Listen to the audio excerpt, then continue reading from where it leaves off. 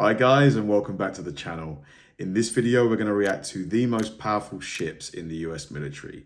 Now, as most of us will know, the US military is by far the most well-funded military in the world. I think its budget last year was something like $1 trillion, and I think number 2 is China, and they spend like I think 400 billion, so less than half of what the US spends. So for that money you would expect the US to have just an unbelievable arsenal, just all kinds of, immensely powerful ships. So just off the top of my head, I would imagine near number 1, if not number 1, will be the new Ford class carriers. They're enormous. I think they're nuclear powered. They're just absolutely gargantuan ships. And but in terms of what would follow, maybe the destroyers. But yeah, like other than that, I couldn't really name some. So, you guys know me. I love anything to do with the military, the technology, the vehicles. I find it also fascinating. So this is definitely going to be a really interesting video, I reckon. All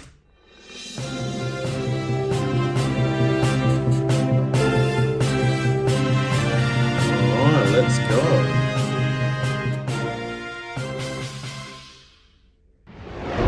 Hello, everyone. Today you're watching the U.S. military channel. Medical ship is huge. The top 10 most powerful ships in the U.S. Navy. Look at the size of it. The U.S. Navy is the most powerful in the world. It has a collection of vessels that would make Poseidon blush and stop a Kraken in its tracks. Both new and old, some of these weapon systems are the gold standard for naval ships. Wow.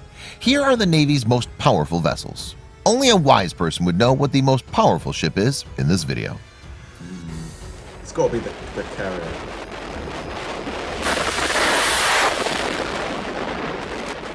That had to be a missile launch, right? Number 1. Navy hospital ships. A hospital ship is a ship designated for primary function as a floating medical treatment facility or hospital. Most are operated by the military forces, mostly navies, of various countries, as they're intended to be used in or near war zones. In the 19th century, redundant warships were used as moored hospitals for seamen. The Second Geneva Convention prohibits military attacks on hospital ships, though belligerent forces do have rights of inspection and may take injured enemy patients as prisoners of war. Wow. The USNS Mercy and USNS Comfort, And also, some countries I think just don't, obey the Geneva Convention. They'll just be like, we're going to attack it. We're going to do what we want, which for me is pretty low. are the military's 2 hospital ships. These massive ships stand 10 stories tall and are the length of 3 football fields. Huge. Hospital ships can be deployed anywhere in the world to treat our soldiers and assist in humanitarian crises. More powerful than any missile, shell, or bullet is the power of compassion. These ships emulate that kind of compassion. Such were the expectations for the Navy hospital ship USNS Comfort that when it chugged into New York Harbor this week, throngs of people, momentarily forgetting the strictures of social distancing, crammed together along Manhattan's west side to catch a glimpse. On Thursday, though, the huge white vessel, Oh man, I remember, I've not heard those 2 words in a while, social distancing. I remember having to stand 6 feet apart. Crazy times. which officials had promised would bring succor to a city on the brink, sat mostly empty, infuriating executives at local hospitals. The ship's 1,000 beds are largely unused, its 1,200-member crew mostly idle. I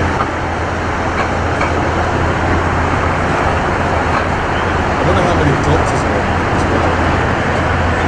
well. Number 2. The Ford-class aircraft carrier. USS Gerald R. Ford, CVN-78, is the lead ship of her class of the United States Navy aircraft carriers. The ship is named after the 38th President of the United States, Gerald Ford, whose World War II naval service included combat duty aboard the light aircraft carrier Monterey in the Pacific Theater. In 2006, while Gerald Ford was still alive, Senator John Warner of Virginia proposed to amend a 2007 defense spending bill to declare that CVN-78 shall be named the USS Gerald Ford. The final version, signed by President George W. Bush on the 17th of October 2006, declared only that it is the sense of Congress that CVN-78 should be named the USS Gerald R. Ford. Since such sense of language is typically non-binding and does not carry the force of law, the Navy was not required to name the ship after Ford. These things, I think they cost like over $10 billion each or something like that. That's a lot of money, but hopefully they last at least 50 years more. The USS Gerald R. Ford is the newest aircraft carrier to join the U.S. Navy. It's the largest aircraft carrier in the world and has some very serious power behind it. This ship can hold over 75 assault aircraft and lay some serious waste to any conflict zone it's sent to. You can check out the longer version of what this ship is capable of here. Number 3. Wow, the battleship. A battleship is a large armored warship with a main battery consisting of large caliber guns. Off that thing goes to blow something up. During the late 19th and early 20th centuries, the battleship was the most powerful type of warship, and a fleet centered around the battleship was part of the command of the sea doctrine for several decades. By the time of World War II, however, the battleship was made obsolete as other ships, primarily the smaller and faster destroyers, the secretive submarines, and the powerful and large aircraft carriers, came to be far more useful in naval warfare. It is true that the era of battleships in the Navy has come to an end, but that doesn't change the fact that these were the most powerful ships in the sea for almost 2 centuries. The Iowa-class battleship had a battery of 16-inch guns that were capable of launching nuclear warheads. During the 19th and 20th centuries, if a country wanted superiority on the sea, they needed an accompaniment of these legendary ships. I mean, for the time, they were effective. That's how things go usually. Technology just improves all the time. Things take other things' place.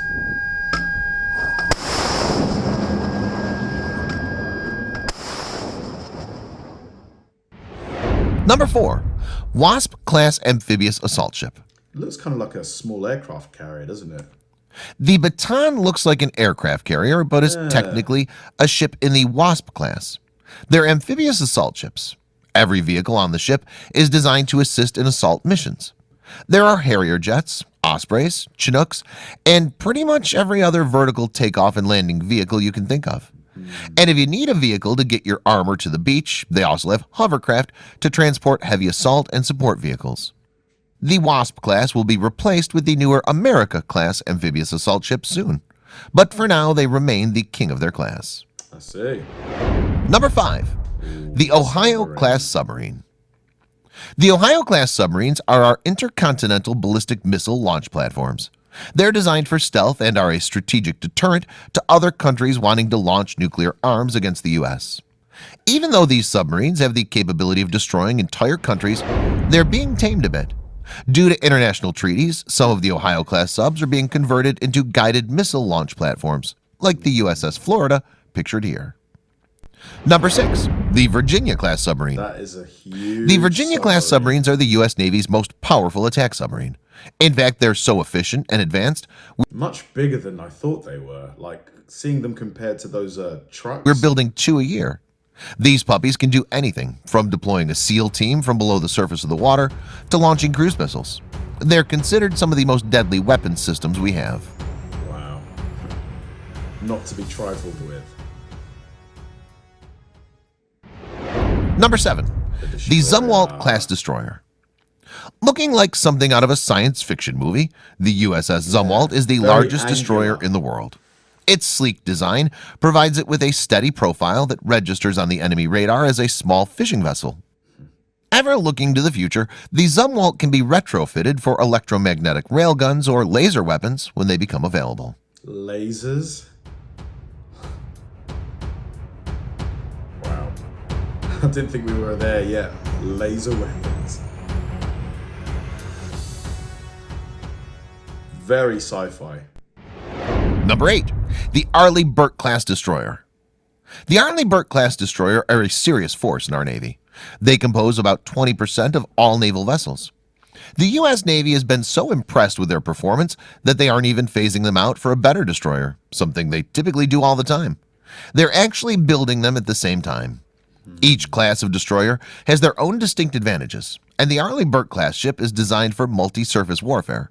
It can attack vessels under, on, or above the sea.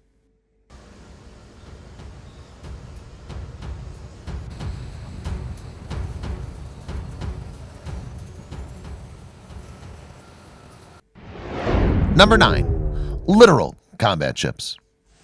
Littoral combat ships are designed for warfare Like, literally.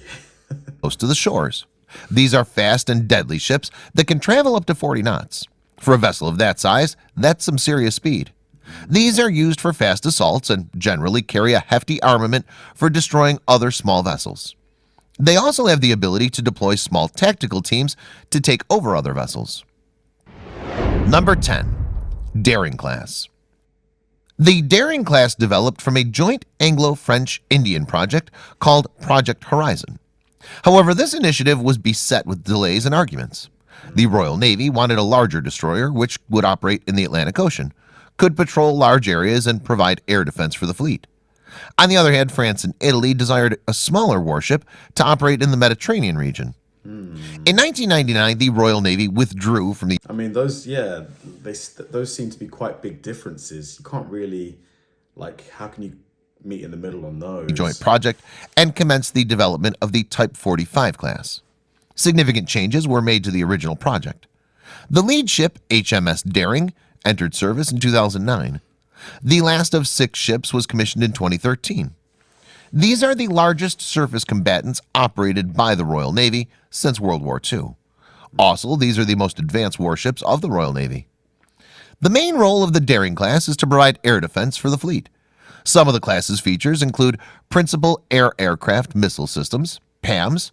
The PAMS incorporate 48-cell VLS with 32 Aster 30 missiles, 80-kilometer range, and 16 Aster 15 missiles, 30-kilometer range. The system can intercept How many knots are there in a mile? Like, how does it work, the conversion? super agile missiles fitted with re-attack modes, together with the full envelope of current and anticipated air threats. Furthermore, the ship can engage missile threats operating either individually or in salvos. In addition to PAMS, it's hoped that the Daring class will eventually deploy Tomahawk cruise missiles. Thanks for watching, and don't forget to subscribe. Love that video. So many interesting looking ships. For me, my personal favorite, it's a tie between the Ford class carrier and the destroyer, the one that the really angular one, the first one that was mentioned.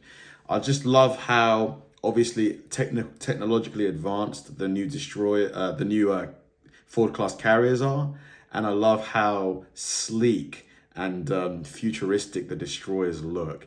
Plus the name destroyer itself just sounds pretty badass, doesn't it? It just sounds so cool. Send the destroyers. Really loved the video. What was your favorite ship out of the selection? Let me know. Thanks for watching, guys, and I'll see you in the next one.